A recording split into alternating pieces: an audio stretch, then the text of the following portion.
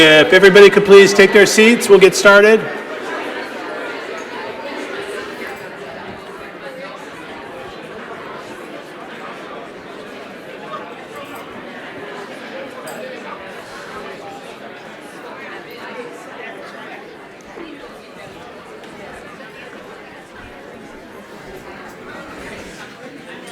Good evening.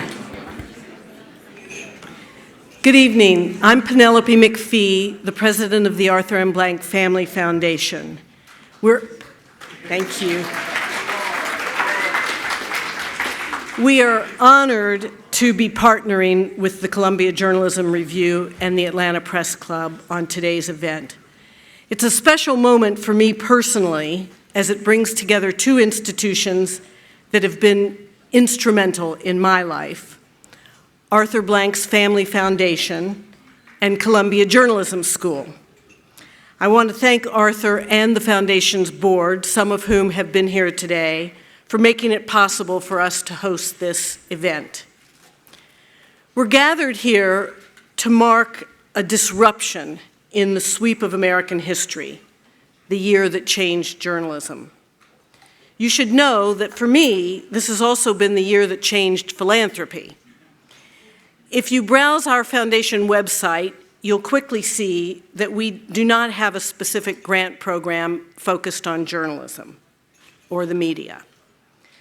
This work and the work of CJR became our work because we recognized in the last year that the events of the last year literally rattled the civic foundations on which our philanthropy relies, the bedrock values that buttress a free, self-governing society.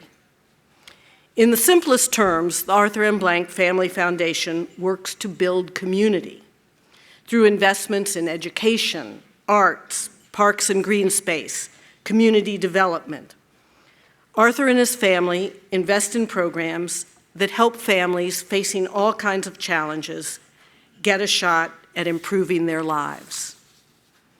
All this work to build community, we realize, assumes some threshold level of confidence in and performance by the institutions essential to our democratic society.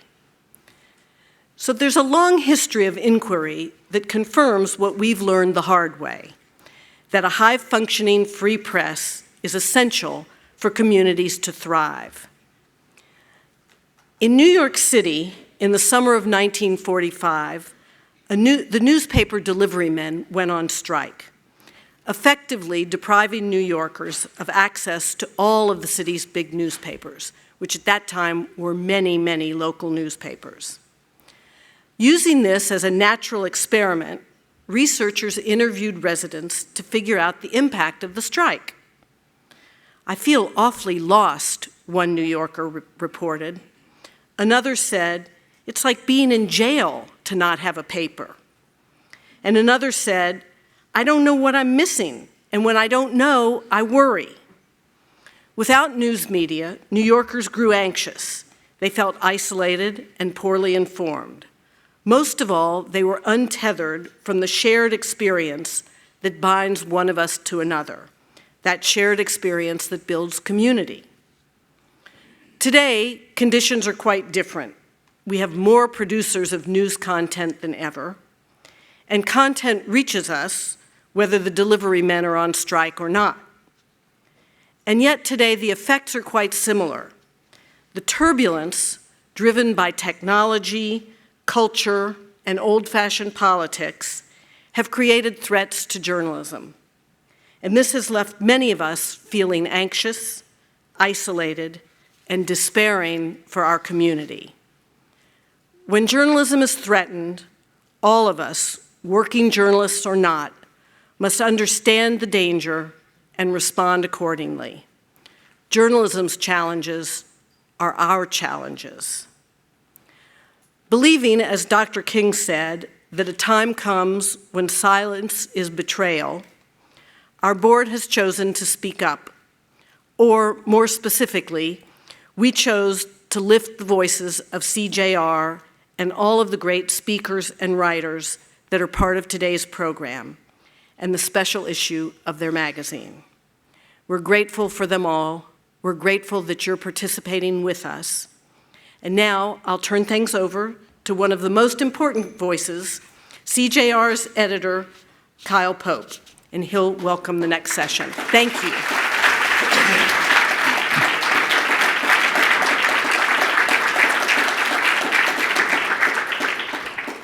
Thank you, Penny.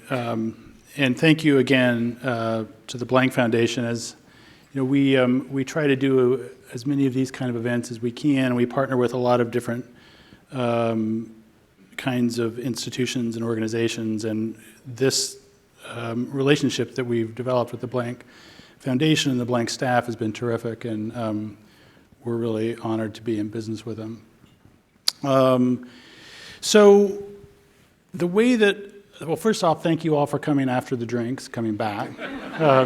These are the hardy core people who we knew you would be back. Yes. I was telling somebody I have the easiest job, and everyone's had a couple of glasses of wine. What could go wrong?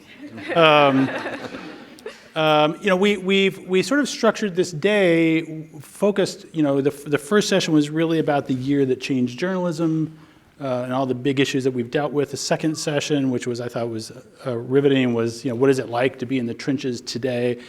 What we want to talk now about is where do we go from here? Like what is the next? As John Baer said, like what's next year's CJR issue going to look like? What are we going to be talking about? And how do we maybe reframe and rethink the discussion going forward? We've sort of established where we are. We've established that it's dangerous in some ways. But how do we think about is there another way to do this, to approach this extraordinary moment? And are there lessons are there mistakes that are being made that we can really focus people on and sort of try to move forward? Because I think that's critical. I mean, we've started to have conversations at CJR about how the sort of narrative of the story is getting a little tired. I mean, we all, you know, it's an exhausting cycle, and it's become a little predictable. I mean, we sort of know all the players sort of take their parts on the stage when something happens. You know what this group's going to say, you know what that group's going to say, you know what that group's going to say. And I think we need to sort of reframe this. So everybody here is here because they have their own sense of how to reframe this discussion. A programming note, you'll notice on the lineup that we were to be joined by Carlos Watson, the editor-in-chief of Aussie.com. Carlos called yesterday afternoon and said he'd had a family emergency and couldn't come. We wish him and his family the best. And we are thrilled and honored to be joined by Stan Washington, who is there at the end. Stan has been at the Atlanta Voice for a very long time, currently executive editor. He's been inducted into the National Association of Black Journalists Region 3 Hall of Fame and has received the Atlanta Association of Black Journalists Pioneer Black Journalist Award and Journalist of the Year. We're thrilled to have Stan with us.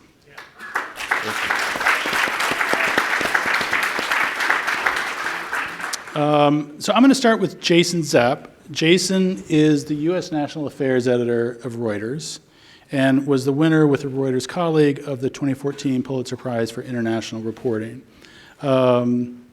Jason and his Reuters colleagues have started to think about how do we cover Trump in a way that's not about his tweets, that's not about his personality, that's not about the last outrageous thing he said, and they've put some real effort into how do we dig in on the policy implications of this presidency in a way that makes sense to people. So walk us through why you did this and what does it look like? Sure. We have a project called the Trump Effect, actually. Which, by the way, they stole from us. I had this slide first. It's true. And, you know, when you look at Washington, like Trump's Washington, from sort of a perspective of big news themes. There's one big news theme which is all around the drama that's in Washington, and that's an important story, and it's important that that it gets broken down and analyzed, and the reporters on the previous panel do that exceptionally well. And there's another news theme, which is sort of this kind of sense of paralysis that some of the signature policies, the sort of repealing Obamacare has stalled, that the wall has gone nowhere, that infrastructure hasn't got off the ground, and that tax reform is really kind of maybe also sort of a potential quagmire in some way. So that you sort of, as a reader, you kind of see these every day, and it's kind of, there's a lot of energy around these themes. But what we are trying to do, and we've set up a website to look at, is, well, we've kind of asked ourselves, what really is actually changing around the country? What is, and can we double down around what is, the real life, the sort of the human change, the changes that are affecting people, changes that are affecting companies, changes that are affecting the economy. And so these are stories that are kind of on the fringes of the news cycle, but there's a lot of things that are changing. There are hundreds of rules and regulations that are Obama-era rules and regulations that have been either sort of terminated or suspended. There's a lot of there's something like 48 executive orders that have been passed. There's a sort of a policy in place which is all about every agency in the government who wants to put forward one sort of regulatory change has to roll back two others. So there's a lot of changes going on in the space around policy that actually don't sort of make it into the daily sort of the daily headlines as much. But these changes actually can have big implications for public health. They can have big implications for communities. They can really change the rules of the road on the ground around the country. So we're doubling down around these to try to find the sort of how these changes are actually playing out on the ground around the country. We put together a website that showcases stories like this, but also there's a sort of a database that is sort of focused around 4 key policy areas: environment and energy, healthcare, immigration, business and the economy, and using graphics. The idea is to kind of like walk readers through each one of these policy changes and the impact, the real world impact that they're having. So you can see, okay, actually this is changing, or this is changing, or that.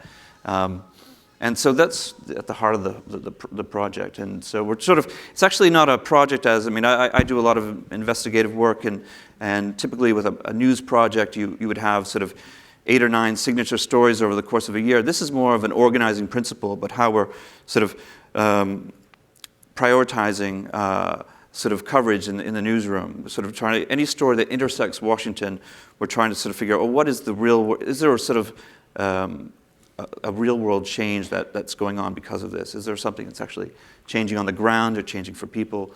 And that's sort of so it's kind of an organizing sort of principle of coverage, actually. And it sort of runs contrary to 2 maybe myths about media and Trump. Myth one may be that he actually hasn't done much on the policy front, that it's been a fairly ineffective presidency that way. And the second notion is that people don't want to read about this. They want to read about the tweets. They want to read about his antics. They don't want to read about serious policy issues, even policy issues that affect their life. You must think both of those are wrong. Yeah, I mean, there are a lot of changes that will have very significant implications down the road, whether it's changes to the Clean Air Act, just little changes. I mean, these are, I think, from January to, I think, August, there was a total of more than 800 rules that have been, Obama-era rules that have been suspended or terminated. And some of these, are very small things. Like, so there was an Obama rule that was going to require any kind of chemical company would have to, if there was an emergency and there was sort of a puff of chemicals in the air, or there was a fire, they'd have to coordinate with the local first responders in that community. That was a rule that was put forward by the Obama administration, and that one, a lot of rules like that have been suspended. And these can have implications for various communities. They can have implications for public health. And there are a lot of these kind of rules. So we're looking at these, and they're not making major headlines, but they do have the potential of significant real-world impact. So we're doubling down around them, and we will cover the big stories of the day in Washington. It's just a matter of, okay, we want to make sure we cover these as well. So we'll come back and ask questions about whether other people could sort of emulate this in some way or should. But let's move on to Tamar Hollerman. She's the Washington correspondent for the Atlanta Journal-Constitution and was previously a writer for CQ Roll Call, where she covered appropriations, budget, and immigration.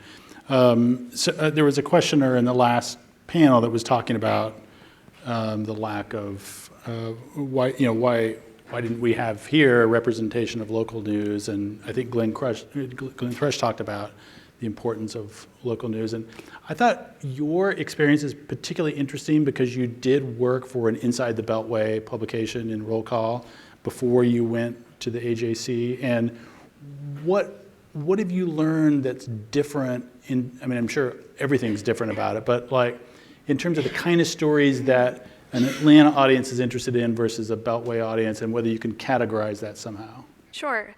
So I've been at the AJC for about 2 years now, but I've been covering Washington in one way or another for 8. And I got this job and I was thinking, I know how to do this.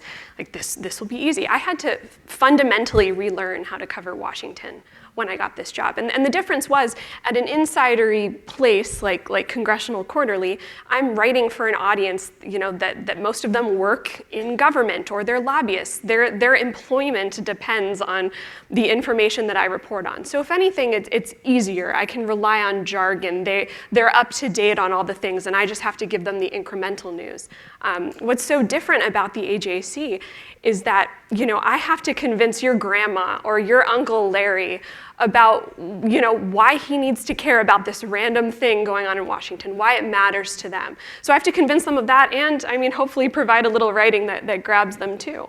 As a regional reporter, I have a bit of a chip on my shoulder. I feel like, with all these closing Washington bureaus for all these regional reporters, I have this personal struggle where I feel like every day I need to prove to Washington why I still exist, why there should still be regional journalism in Washington.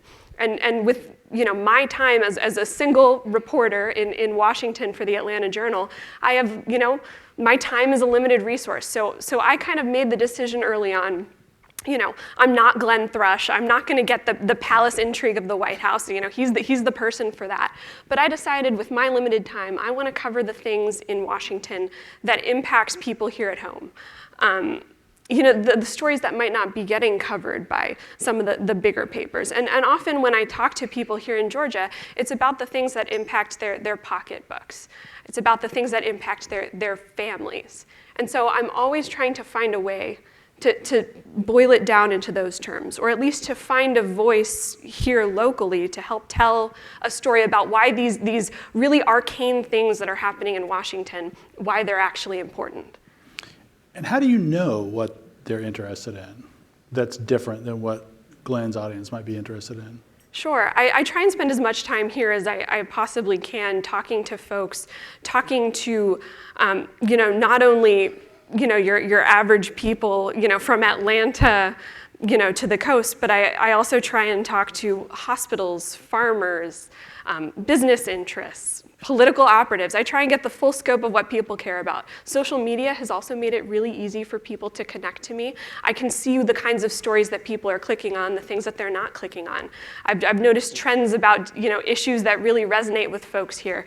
Issues like healthcare, immigration, religious liberty, guns, stuff like that. Whereas other stuff, for example, the Russia investigation, that might not be something for me to cover. But if I can take this very complicated healthcare debate that's been raging in Washington for the last 8 months and talk about, what that means for you, your average family in Marietta, that's where I think, that's what I think is the best use of my time. And where are you swept up in the fake news? The media are all against us. narrative that these national papers, do you guys get the same thing, or? We get a little bit of that, but I often find that it's not to the same extent as perhaps some of those national reporters are thinking. And often I find when I get emails or tweets to folks, I often will make sure to take time to respond and show to them that, no, I'm an actual human being. I'm not just some evil robot. I try and think carefully about what I'm writing, why I'm writing it, the perspectives I'm putting into my stories. And I find that 90% of the time, people just want their voices to be heard. They want to know that there's a person at the other end of the line. So I take great pains to show that to people. Okay. Paul Beckett is the Washington bureau chief of the Wall Street Journal. He's a 20-year veteran of the paper, previously based in New Delhi and London. Full disclosure, Paul and I were colleagues and friends in London for the Wall Street Journal, where we both worked. And he... Kyle's erased from his memory the piece where I reported to him and he was my boss in New York. Yeah. We all have wanted to erase that chapter. Paul, you and the Journal saved me earlier today on a question about why we're not ideologically diverse in this. So thank you for that. But it does get into a critical area in which the Wall Street Journal has tried to define itself differently in terms of writing about Trump, and it has chosen quite intently not to follow the same path, not to make the same choices in terms of the language that it uses with Trump and with the Twitter action that we talked about earlier.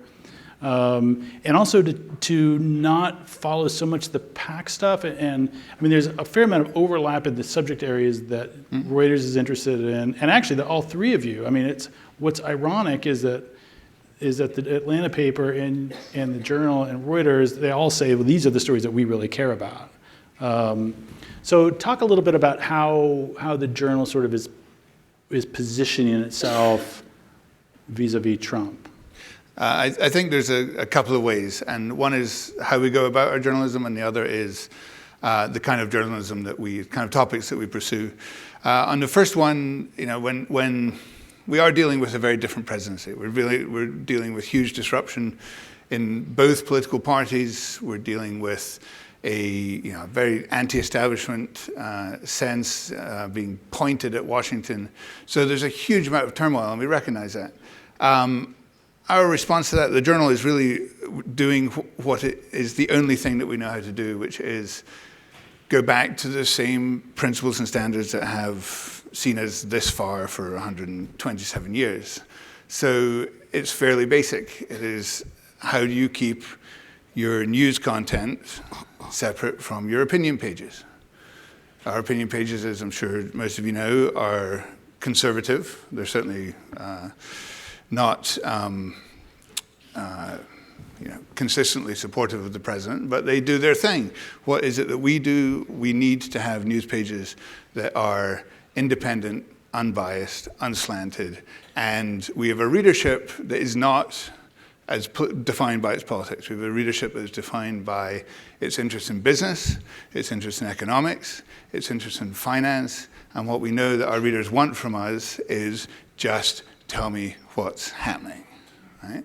And if you're going to analyze it in a way that I find really convincing.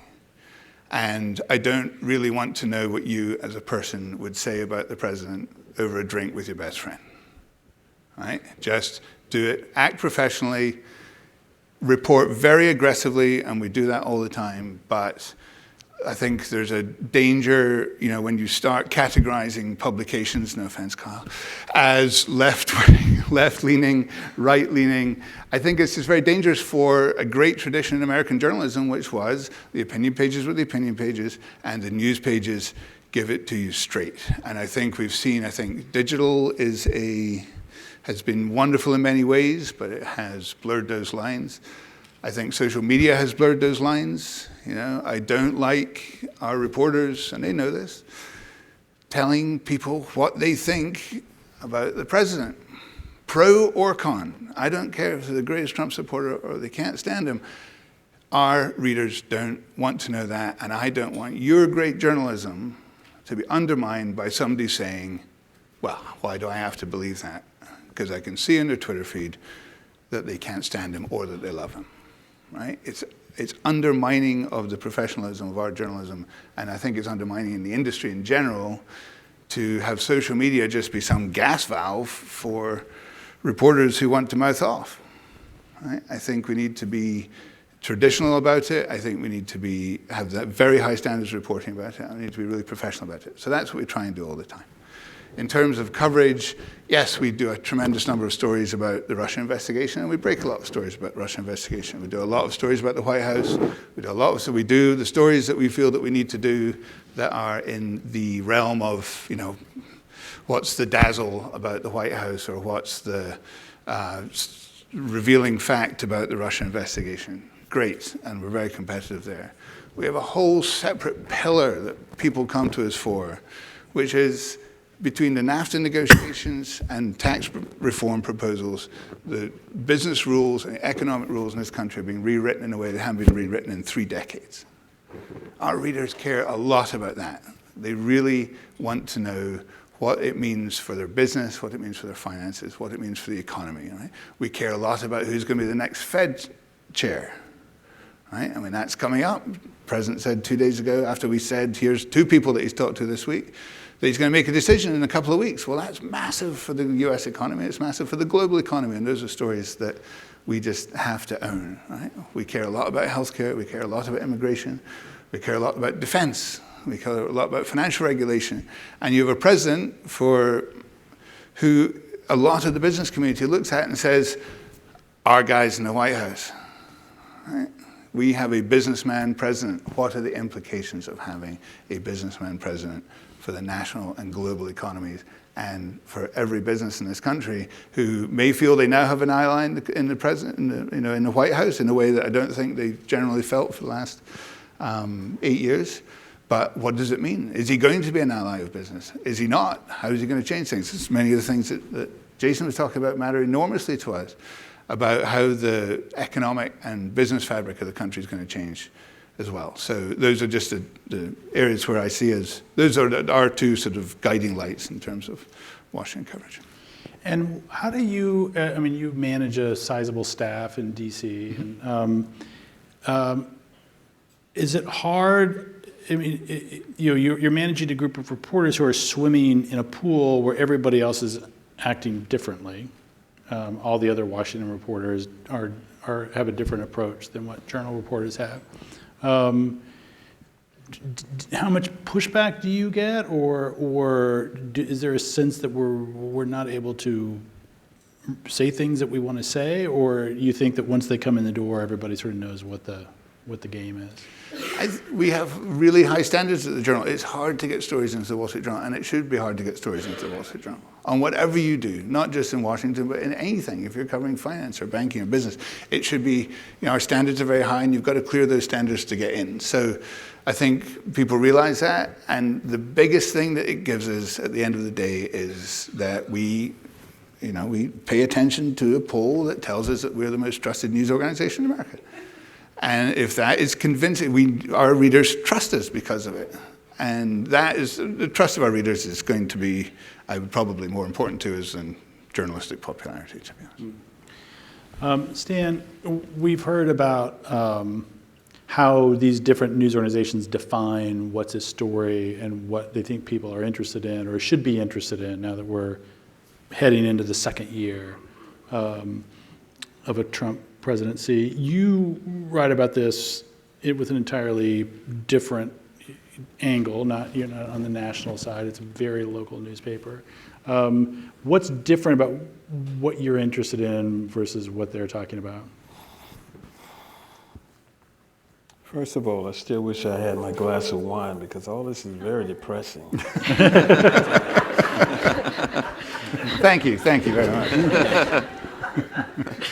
I wasn't supposed to say that out loud, but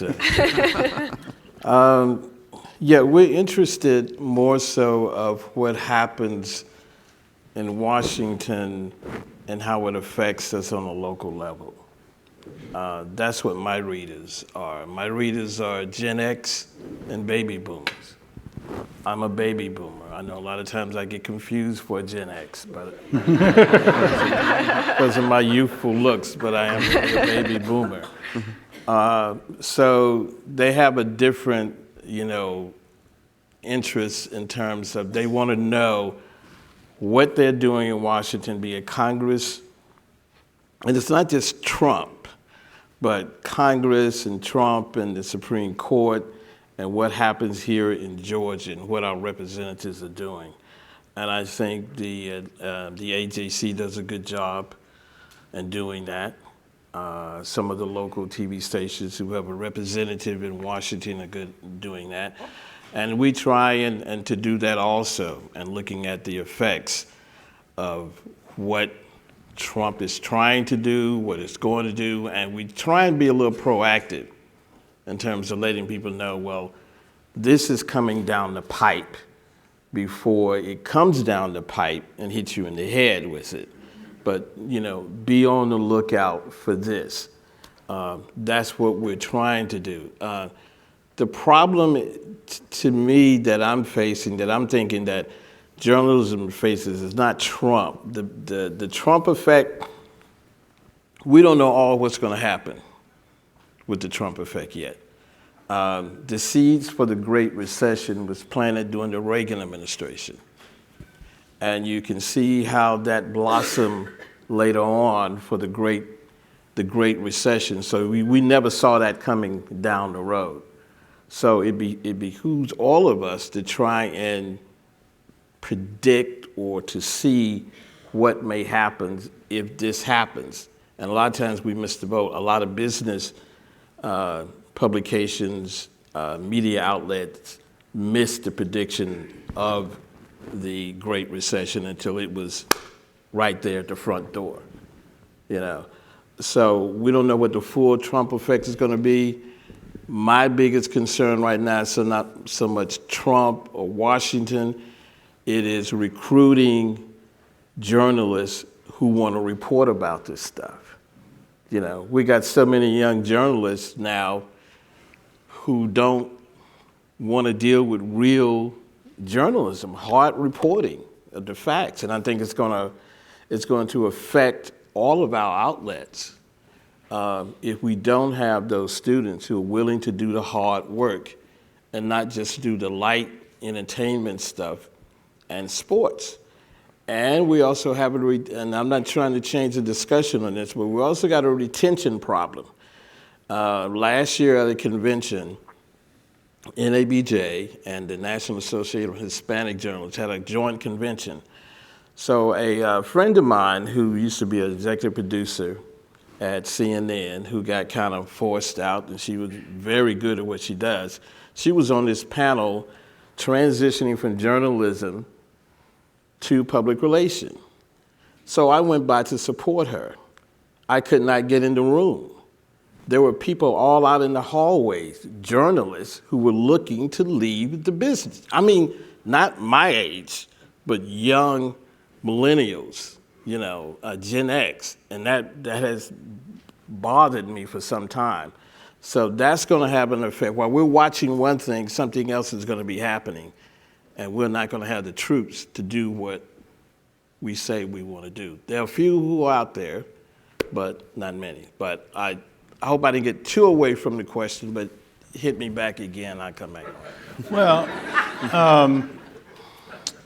we had talked about, I had talked about how I do see a lot of enthusiasm among young journalists over the last year or so where J school applications are up. I've actually seen a flow back in. People who had left the profession are like, I can't stay away, this is too good, I gotta get back in. But I think this retention issue is real, and I wonder if it's, and I fear that it may be disproportionately hitting journalists of color more because there are fewer outlets. I wonder what your thoughts are about that. It's a good question. It's a good point. I don't know for sure. You know, I don't know for sure.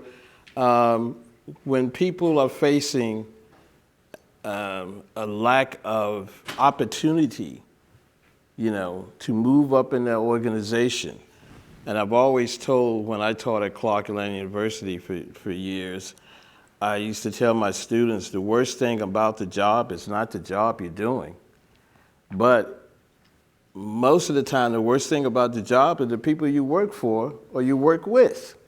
Can I get an amen? You know, and that ends up driving more people out of the business, you know, when you start thinking about a quality of life. You know, and that's the other thing that we have to be cognizant of in this business, we as supervisor, editors, or what have you, is the quality of life. These young people are not going to put up with what I do. I just happen to be a workaholic. You know, I worked every holiday. I'll work 12, 14 hours a day, you know, 8 hours a day. What is that? Part-time job? You know, that's the way I am. But not the young journalists I work with. 5 o'clock hits, they're gone. Right. There's a story that has to be done on the weekend. They look at you very strangely, like, working on the weekend? Saturday, Sunday? Are you kidding? You know, so I don't know. I think we're just going to have a lack of quality, hardcore journalists. And there are some young people that I have met who are very encouraging. But to be out here to report about the things that we should know and to keep us well informed, however the outlet may be. Can I cut in? Sure. I respectfully disagree. I'm a millennial reporter, and You're an exception to the rule. no. I think lack of talent and lack of hard work, that's not an issue. I think part of it is that news organizations are so understaffed and under-budgeted that there's sometimes a lack of experienced reporters to learn from. There's not as much of that mentorship aspect because public relations has become so appealing. That's where the money is now. There's studies now where, you know, I think there's 5 times as many professionals working in public relations as there are reporters. So oftentimes as a young reporter, you're 22, you're 23, you got the big job, you walk in, there's nobody with the time or the capacity or the desire to train you. And I think that social media, in a way, can make you lazy because there's so many easy stories that are right there. Somebody tweeted something crazy, or the Journal's reporting this. Oh my gosh, that's my beat. I'm just going to quote what the Journal said and not go and pursue, not go and pursue my original thing. It's become so easy to pick something up on social media. The Journal is reporting X, Y, and Z, as opposed to maybe taking the time to go develop sources, go do your own thing. And the problem is that we're under so much pressure now. Advertising dollars have vanished. There's this desire to have all this content. So editors are pushing more stories. Well, if you're one person and you need quantity, it's so easy to look at what the Journal's doing and just cite the Journal and move on to that next blog post. So I don't think it's a lack of talent or people not wanting to put in the hard work, but I think sometimes the training is just not there anymore. See, Stan, you don't need to be depressed. And I'll have to agree with you. I mean, we've had some interns. We had one who, a few that were very go-getter who would go out there, and then you had the others, and all they were concerned about was entertainment. So, I'll agree with you that I think the lack of resources for beyond the larger media organizations has affected what is being covered locally, because there are a lot of local papers now, weeklies, who don't cover the State House anymore, where things are really decisions and laws are really being made to affect the people on the ground. So I agree with that. You're an exception of the rule, and I applaud you, for keep doing that. And, I'll check back with you in 5 years. I do think that Tamar raises a really important point that was brought up earlier about the decimation of the local news landscape and what that means for how you learn your skills. I mean, I'm old, and I worked at a paper, then I got to a bigger paper, and then I went to a bigger paper, and then I went to a bigger paper. Like 3 of those papers are gone. So where do I learn this stuff? And we see it at Columbia, we see it at CJR, where people are coming with great talent and great energy, but no technical, for lack of a better word, training. So if we view, I'm going to switch gears a little bit and go back to this question of so we're at a 1-year anniversary of the election. About journalism has been through all of this drama, and so if there's one thing that you would like to see us either stop, or an area or something that journalists you really think it's time we focused on this. I mean, what does the reset button in your head look like? Right. I mean, I think one thing that's really important is to just be sort of mindful and aware that so many publications around the country local newspapers have closed down, and that presents a reporting opportunity, and it's very important that we cover and go out and find the stories that aren't getting written about, because in some ways these publications are no longer. And I think one of the things that's, if you look at this year, it's very, with a presidency like the Trump presidency, which is where there's so much drama, where there's a 5-alarm fire every day in the newsroom because of something that's been said, or kind of the sort of, the back and forth, now, this week has been between Trump and Tillerson, and this kind of drama that, it can consume resources in a newsroom. It can consume staff, and it can consume news priorities if you're not careful. And I think one thing that we just really have to think about and remind ourselves is, look, we really need to look around the country, and look into these areas where there's just no coverage, and find stories. And I think that's an important. It's something that I think has become more acute over the past year, not just because so many publications have closed, but because that 5-alarm fire is every day, and so it's crucial, really, for us. Tamara, what do you want to see everybody pivot away from? All the shiny objects. It's so easy in Washington right now. There's so many palace intrigue stories. There's the sexy legislative priorities that, the party in power and the president, whoever those people are, want you to look at. But the thing that I'm constantly telling myself is to not get distracted by that as much. And for certain, you have to write about tax reform, healthcare, all those big items. But I try and reset myself every day. What are the mid-level stories? So for example, we don't know if tax reform is going to go through. That's an open question right now. But what I know that Congress has to do, those few things that Congress must do, those mid-level items, the budget, there's some healthcare programs that must get passed again. That's where the real incremental progress gets made in Washington. That's where the rubber meets the road. You talk to people in Atlanta, you talk to hospitals, you talk to farmers.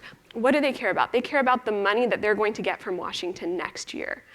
Is that money going to go away under Trump? People are so freaked out about that. So what I try and tell myself is to focus on those small tweaks that are made year after year, behind closed doors in committee rooms in Congress, and focus on what that means for Georgia.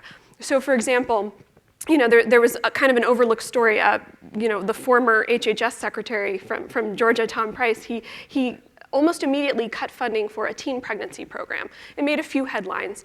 But I wanted to look in, what does that actually mean in Georgia, in a lot of these rural communities, and especially in Southwest Georgia, where there aren't a ton of resources. Well, that means the end of after-school programs in a lot of areas where there aren't clinics around in case women, get pregnant. They have to travel really far to get to them. Those are the kinds of stories I want to tell. And I think that it would help if Washington reporters weren't all focused on the exact same thing, if they decided, spread out a little.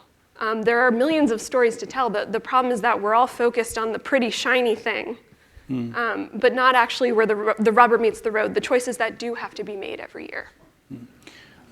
Paul, same question, but with the added layer of, do you think there's going to be a cost to the people who have chosen the shiny path, the shiny object path? I mean, do you think that we're reaching the point where readers could get tapped out, could start turning away, that there'll be a cost of this kind of pack coverage?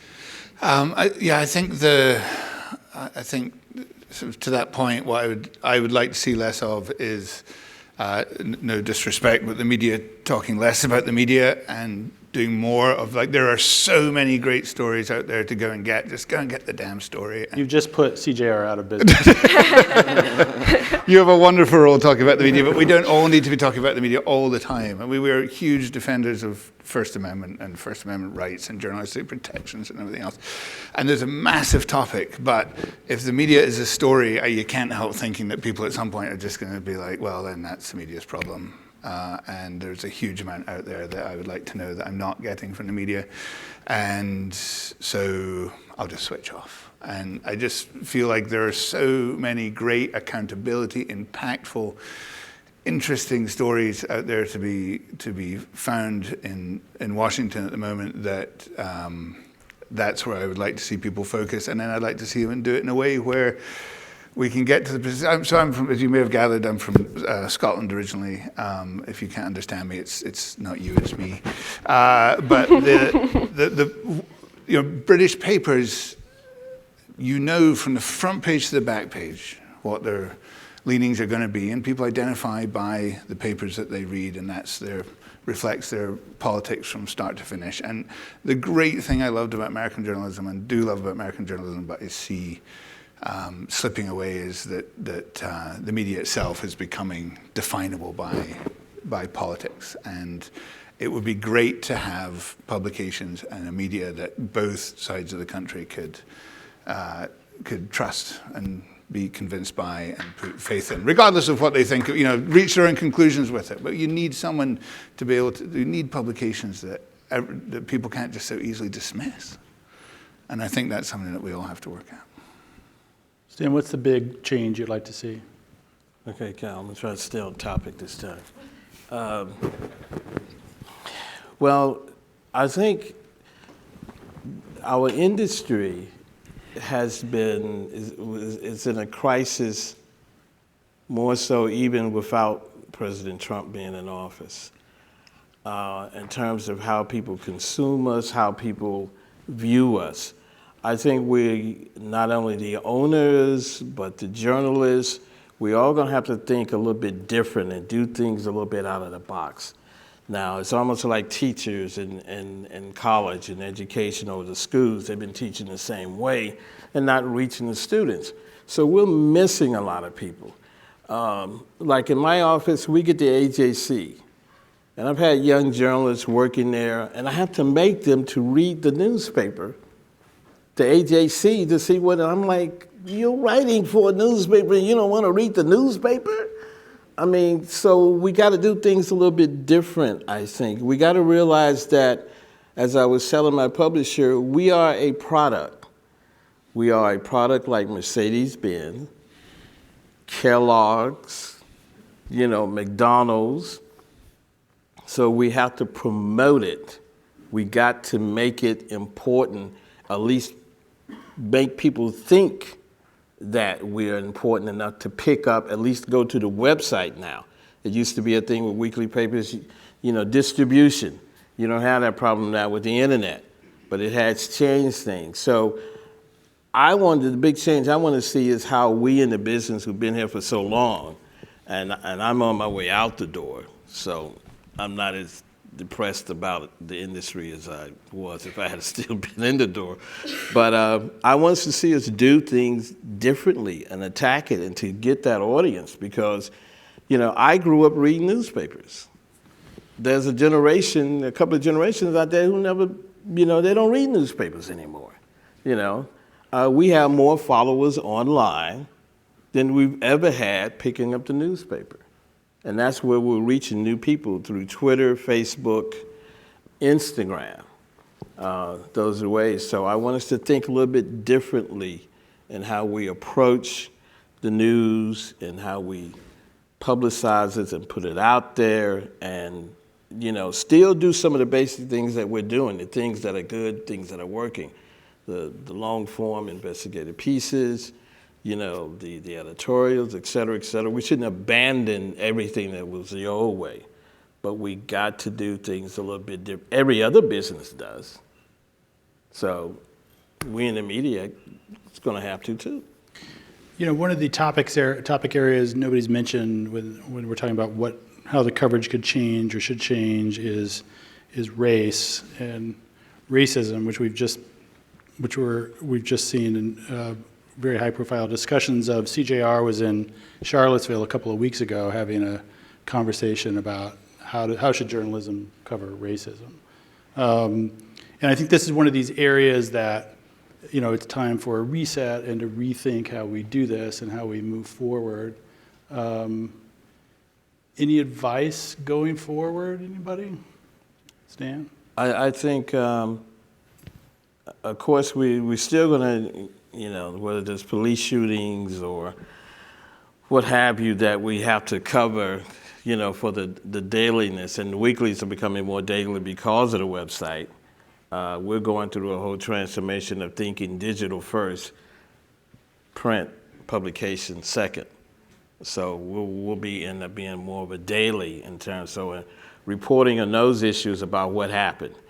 But I think if we're going to really deal with this issue of race, be it on a local level or national, the media can't solve the issue. It has to be a coalition, it has to be partnerships that are done with churches, organizations, you know, just people in general education, schools. So it has to be a partnership thing if you really want to deal with the issues of race in your town, in your city, your state, and it has to be proactive. You can't wait until something blows up and things have been simmering underneath for years, and then, you know, it's because that has happened before. That's why the things blew up in the 60s and the 70s. You have to be proactive to talk about that and get people talking. You know, I grew up in Atlanta when I saw signs of, you know, white only. You know, white only here in Atlanta. This diverse room here would not have been here back when I was in school, even at Clark, or particularly high school. It had been all white or either all black. So we've made some progress. So we have to keep being proactive in the community before things explode. You know, that's what we need to do. Now, whether or not we should become more activism in terms of journalism, and in that sense, I mean, black newspapers have had a history of doing that in terms of fighting discrimination, getting the right to vote, you know, et cetera, better housing, you know, jobs. You know, we've done that. That's the history of the black press. And maybe we as media overall need to become more proactive in terms of doing things with other groups, not just us, because we can't do it by ourselves. This is a community. We're part of the community. Tamara, I'm curious how you saw the distinctions in the coverage of race here in a regional paper versus a national conversation, or did you notice any distinction?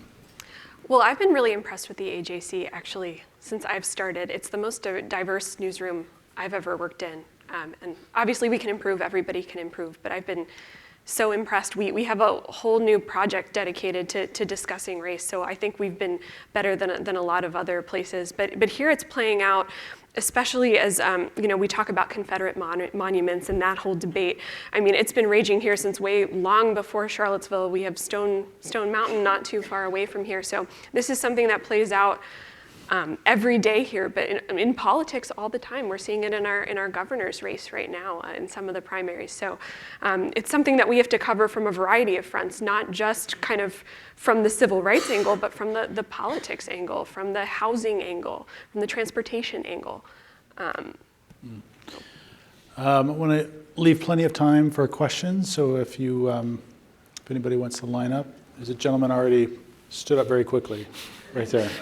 Yes, I have a question. It's for anybody on the panel. With the advent of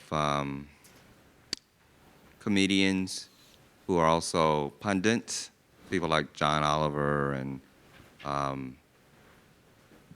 do you feel that they have been beneficial to get people interested in what's going on in either politics or the economy, or do you think that people just laugh and don't get the distinction between satire and realism? Because I consider myself to be a very informed person, but I have other people in my life that I think don't get the joke.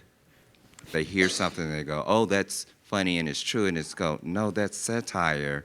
And if you picked up a paper every now and then, you know the difference.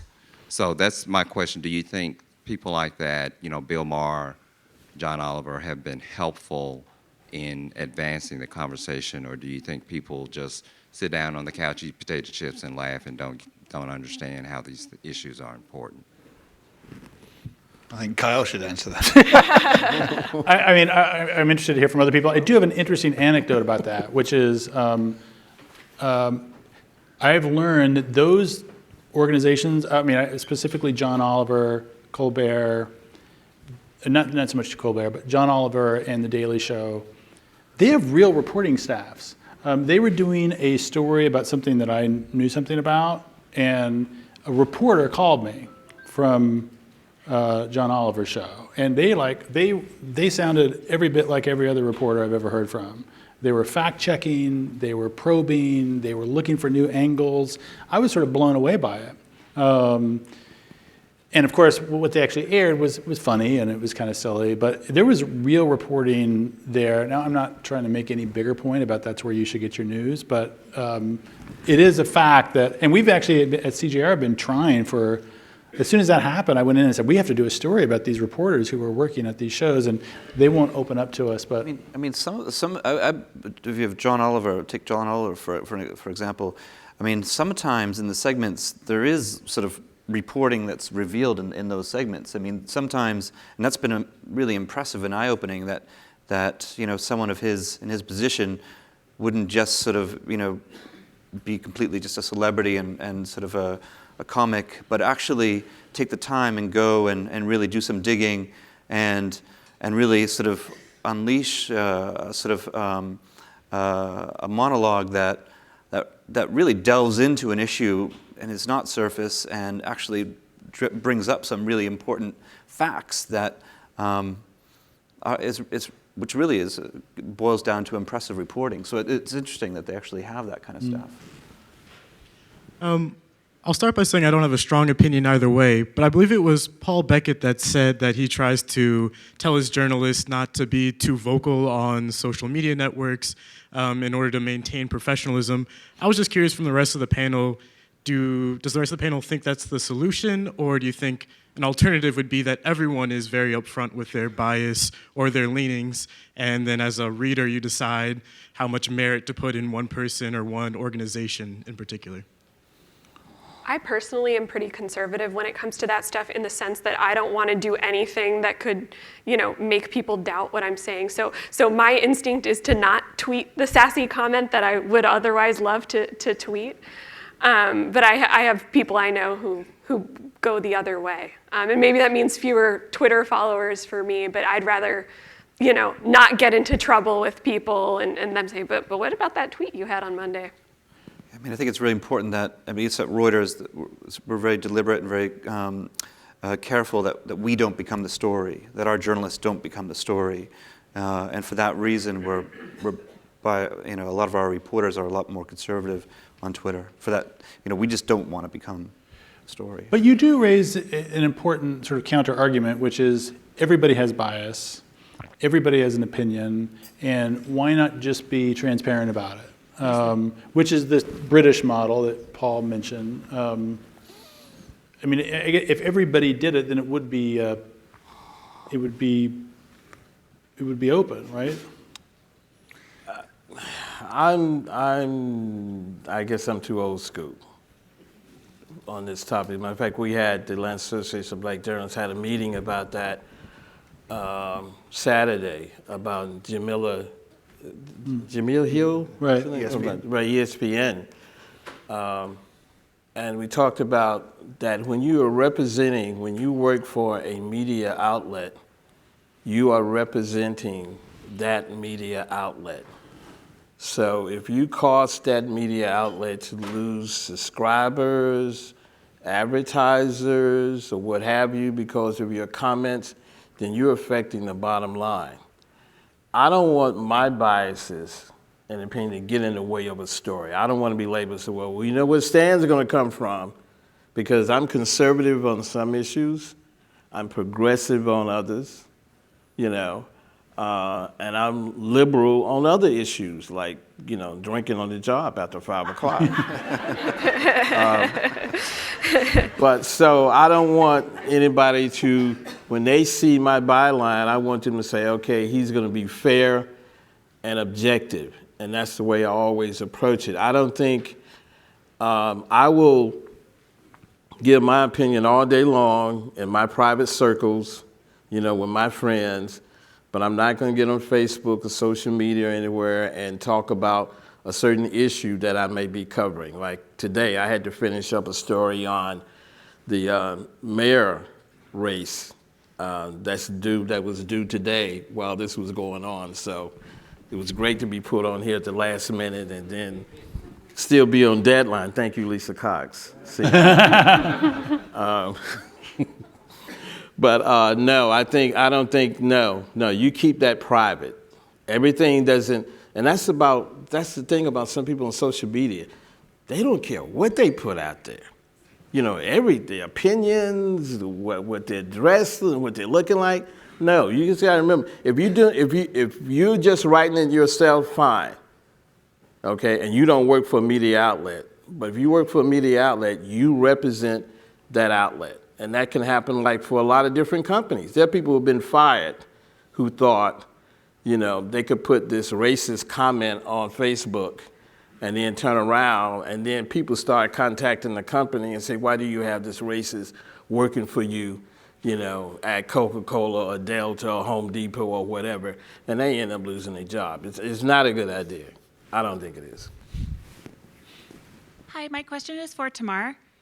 In your opening remarks, you said that you rely on conversations with Georgia residents and social media click rates to formulate subject matter for your stories. And I was also really surprised to hear you say that the Russia story, or the massive interference in the US election by a foreign power, is not for AJC readers. So my question is, why do you assume that your readers know what they want to know, or they know what's good for them? I'm not saying that our readers are not interested in Russia, but I'm trying to filter it through, you know, my time and what's the best use of my time. So I just find that for me, you know, I'm not Glenn Thrush. I don't have those connections on the Russia investigation. So perhaps a better use of my time is to find a local angle. And you know, we have our paper, you know, we subscribe to the AP, we subscribe to the Washington Post, the New York Times, so we can run those stories. So that's what I kind of meant.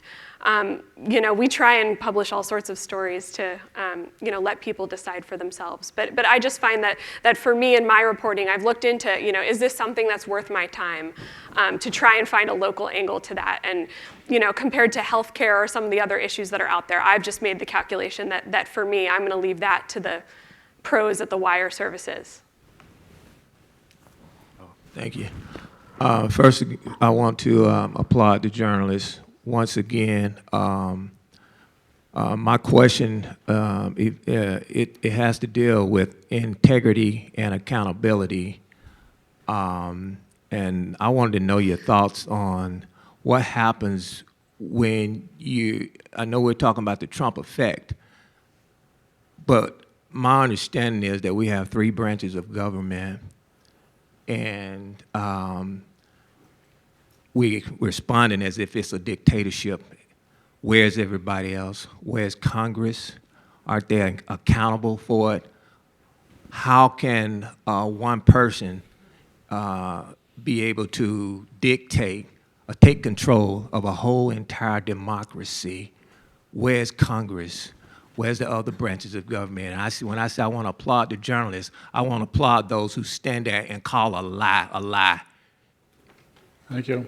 You know, so that speaks volumes to when someone says that it's fake news and you're unwilling to acknowledge what a 4-year-old can truly say, hey, that's not right, that's a lie. But if the media, if journalists who is broadcasting is not willing to say that on the air, okay? So I appreciate those who have been willing to do that and take the stand. Who's fighting for this democracy? How do you hold not only President Trump accountable, but where's the integrity for Congress, for all those others? Anybody have thoughts on this? I mean, there is one. I mean, one aspect to that I think that is important, which is, you know, as journalists, we really do need to stand up to power, put truth to power, in ways that maybe we haven't had to do under other administrations. And I think that is something that all journalists, I think, are dealing with now. How are we, you know, make sure that we're equipped with the knowledge of the issues, and how are our staff and our reporters fully up to speed so that they can counter that sort of spin and you know, to be truthful lies that are coming out. And so really, you know, there is a lot more pressure, I think, on journalists now to be able to sort of, you know, push back. And it's something I think it's you know, a lot of journalists really going to have to keep working on. I think that's where context is important, where, you know, instead of calling somebody a liar, if I can just show this is what this congressman said 2 years ago, before we knew that Trump would be the president, if I can juxtapose that with what that congressman is saying today, I think that says more than me saying this person's a liar. Well, and thank you for pointing out the role of the press as the fourth estate of the checks and balances. And I think that one of the, I said earlier that I think one of the benefits of this moment is that a lot of people are being reminded of why a free press is important, and why the First Amendment is important. And again, like these are all issues that I thought were settled, but it turns out they're not. And it turns out that these are important conversations to have. We have time for 2 more questions. Hi, this is a question for Mr. Beckett. I was very interested in your introductory commentary about wanting the news pages to reflect facts, not commentary. And I was wondering how you define not commentary and facts. I'm a beat reporter, and I've always understood my role not to be to get a pile of documents and dump it in front of a reader, or a list of numbers and dump it in front of a reader, but to guide them through it, to point out what's notable, and to point out what the high points are. I know that the Journal recently came in for some heat for some reporting on President Trump, a speech I think he gave in Arizona that pointed out that it was a return to campaign form, and that it was different than a more sober speech the night before. And that was labeled as commentary, I think, by Mr. Baker. And I'm just wondering, how do you draw the line?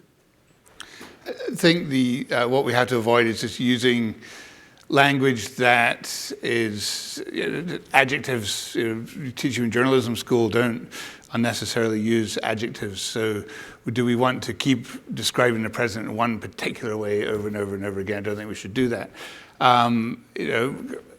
Commentary belongs in the opinion pages. We do a lot of analysis, and analysis, obviously we have angled stories. We have very robustly angled stories and very strong accountability stories. You've just got to be able to show every level of that story that you're backing up with evidence, either with the data or the documents that you're talking about, or with a great quote from someone who really knows what they're talking about, or with context and history, just to be able to make a really convincing story and not have anybody be able to say, oh, I just don't, I don't believe that because you didn't convince me. Right? So from an analysis standpoint, that is what we're looking for. And we do analysis all the time, and we do want to help our readers interpret, but we just don't want to, it's back to, again, another basic of being able to show it and not just tell it. So being able to point out the difference between the speeches, and maybe your reporters had, inside information that it was off script. Was that commentary? Well, I think that anybody wants to read about it can go and read about it. I think the unfortunate thing about that was no one should ever mistake what we're doing as being soft on Trump. right? What we're being is very, very rigorous to our standards in covering Washington and in covering the White House, and we're doing it the way that we've always done it, and we try to apply the same standards to covering the White House as we do to covering the 1,000 other topics that we cover globally every day. Last question? Yes, please. I would address this question to Paul, to Jason, and also to Mara. What we've seen in the last 30 years is an enormous funding by multi-billionaires to alter the body politics of the United States. The author Jane Mayer, in her book Dark Money, suggested that they have spent somewhere between $500 to $600 million since the 1970s to try to undermine the American electorate by creating these gerrymandered districts that allow Republicans only to control the Congress, and not only Congress, but also 33 of the state legislatures and the state governorships that went Republican in the last election. So my question to you is, why don't you work harder to identify the conservative interest groups that have been funding the radio and television propaganda that you see in the Hannity programs, in the Rush Limbaugh programs, where the millionaires, the billionaire groups have funded the actual talking points that they use on these programs that have propagandized to the American electorate for the last 6 years. And also, they created the billionaire-funded campaign financing that, thanks to the Supreme Court ruling that allows corporations to be individuals and not have to report who supports them, we never know as electorates to figure out, who is funding what and what. Okay, let me give these folks a chance to respond. Yeah, thank you for leaving me out of that question. But I do wonder what the national media should be doing to identify these billionaire groups that have spent years and years and years trying to. Let's get some answers here. We do cover it. I mean, we cover it a lot. We cover money in politics is a big issue for us. It's a big issue for business. It's a big issue for shaping how things get done in Washington. So. Okay, but do you identify the Koch brothers? Do you identify Betsy DeVos's Amway family? That spent billions of dollars subverting. Right. We're going to have to let the rest of the panelists, and then we're going to have to end the yes discussion. Jason. I think we, like Paul says, we do try to cover it. More can be done. Certainly on the intersection of money and politics, it's an important subject. It's an important theme. But we do attempt to cover it. But more can be done. We are out of time. This has been a terrific day for us. We're very honored that you all came and that we were able to do this in Atlanta. Please make CJR a stop now that you know what our faces look like. And I hope to see you again. Thank you very much.